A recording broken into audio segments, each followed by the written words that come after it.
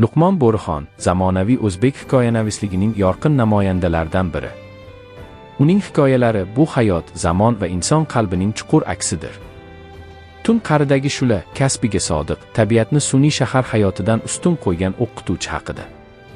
Qo'sh yaproq, asrlarni yig'latgan muhabbat qissasi. Sut sotuvchi bola, halollik, ezgulik va o'zbekona mehr-oqibat timsoli. Aldoqchi tunlar, vatan ozodligi yo'lida jon fido qilgan insonlar xotirasi. O'g'il va sinov muddati, beparvolik va loqaydlikning ayanchli oqibatlarini chuqur ochib beradi. Bu kitob shunchaki hikoyalar to'plami emas. Bu inson qalbiga yo'l, bu hayot sabog'i, bu o'ylantiruvchi adabiyot. Agar siz chin ma'no, insoniylik va ma'naviy boylik izlayotgan bo'lsangiz, Luqmon Bo'rixon asarlarini mutolaa qiling.